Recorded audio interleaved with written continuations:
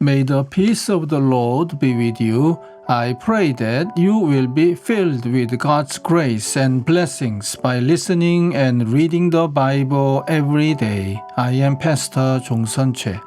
We are listening and reading the Bible according to the reading plan proposed by the Revised Common Lectionary.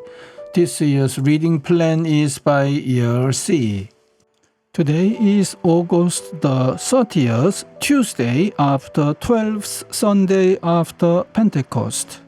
Today's readings are from Psalm 58, Jeremiah chapter 3, verses 1 to 14, Titus chapter 1, verses 1 to 9, and from the Gospel of Luke chapter 14, verse 1, and verses 7 to 14. This is today's psalm. Do you rulers indeed speak justly? Do you judge people with equity? No, in your heart you devise injustice, and your hands mete out violence on the earth. Even from birth the wicked go astray. From the womb they are wayward, spreading lies. Their venom is like the venom of a snake, like that of a cobra that has stopped its ears, that will not heed the tune of the charmer, however skillful the enchanter may be. Break the teeth in their mouths, O God, Lord, tear out the fangs of those lions. Let them vanish like water that flows away. When they draw the bow, let their arrows fall short. May they be like a slug that melts away as it moves along, like a stillborn child that never sees the sun. Before your pots can feel the heat of the thorns, whether they be green or dry, the wicked will be swept away. The righteous will be glad when they are avenged, when they dip their feet in the blood of the wicked. Then people will say, surely the righteous still are rewarded. Surely there is a God who judges the earth. Amen. This is today's first reading. If a man divorces his wife and she leaves him and marries another man, should he return to her again? Would not the land be completely defiled? But you have lived as a prostitute with many lovers. Would you now return to me? Declares the Lord. Look up to the barren heights and see. Is there any place where you have not been ravished? By the roadside you sat waiting for lovers, sat like a nomad in the desert. You have defiled the land with your prostitution and wickedness. Therefore the showers have been withheld, and no spring rains have fallen. Yet you have the brazen look of a prostitute. You refuse to blush with shame. Have you not just called to me, my father, my friend from my youth? Will you always be angry? Will your wrath continue forever? This is how you talk, but you do all the evil you can. During the reign of King Josiah, the Lord said to me, have you seen what faithless Israel has done? She has gone up on every high hill and under every spreading tree and has committed adultery there. I thought that after she had done all this, she would return to me, but she did not. And her unfaithful sister Judah saw it.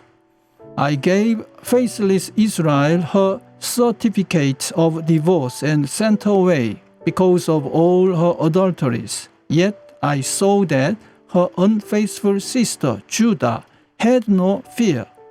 She also went out and committed adultery. Because Israel's immorality mattered so little to her, she defiled the land and committed adultery with stone and wood. In spite of all this, her unfaithful sister Judah did not return to me with all her heart, but only in pretense, declares the Lord. The Lord said to me, faithless Israel is more righteous than unfaithful Judah. Go, proclaim this message toward the north.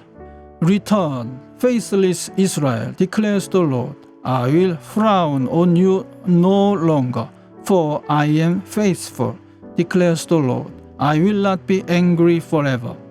Only acknowledge your guilt. You have rebelled against the Lord your God. You have scattered your favors to foreign gods under every spreading tree, and have not obeyed me, declares the Lord. Return, faithless people, declares the Lord, for I am your husband. I will choose you, one from a town and two from a clan, and bring you to Zion. Amen. This is today's second reading. Paul, a servant of God and an apostle of Jesus Christ, to further the faith of God's elect and their knowledge of the truth that leads to godliness, in the hope of eternal life, which God, who does not lie, promised before the beginning of time, and which now at his appointed season he has brought to light through the preaching entrusted to me by the command of God our Savior. To Titus, my true son, in our common faith, grace and peace from God the Father and Christ Jesus our Savior. The reason I left you in Crete was that you might put in order what was left unfinished and appoint elders in every town, as I directed you. An elder must be blameless, faithful to his wife, a man whose children believe and are not open to the charge of being wild and disobedient. Since an overseer manages God's household, he must be blameless, not overbearing, not quick-tempered, not given to drunkenness, not violent, not pursuing dishonest gain. Rather, he must be hospitable, one who loves what is good, who is self-controlled, upright, holy, and disciplined. He must hold firmly to the trustworthy message as it has been taught, so that he can encourage others by sound doctrine and refute those who oppose it. Amen. This is this week's Gospel reading. On one occasion, when Jesus was going to the house of a leader of the Pharisees to eat a meal on the Sabbath, they were watching him closely. When he noticed how the guests chose the places of honor, he told them a parable. When you are invited by someone to a wedding banquet, do not sit down at the place of honor, in case someone more distinguished than you has been invited by your host. And the host who invited both of you may come and say to you, "Give this person your place," and then in disgrace you would start to take the lowest place. But when you are invited, go and sit down at the lowest place, so that when your host comes, he may say to you, "Friend, move up higher." Then you will be honored in the presence of all who sit at the table with you. For all who exalt themselves will be humbled, and those who humble themselves will be exalted. He said also to the one who had invited him, "When you give a luncheon or a dinner, do not invite your friends or your brothers or your relatives or rich neighbors, in case they may invite you in return, and you would be repaid.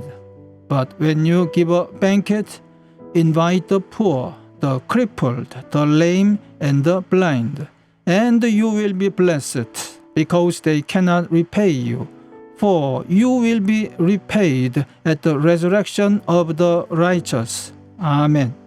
This is the word of God for today. Thanks be to God. The Lord bless you and keep you. The Lord make his face shine upon you and be gracious to you. The Lord turn his face towards you and give you peace. Amen.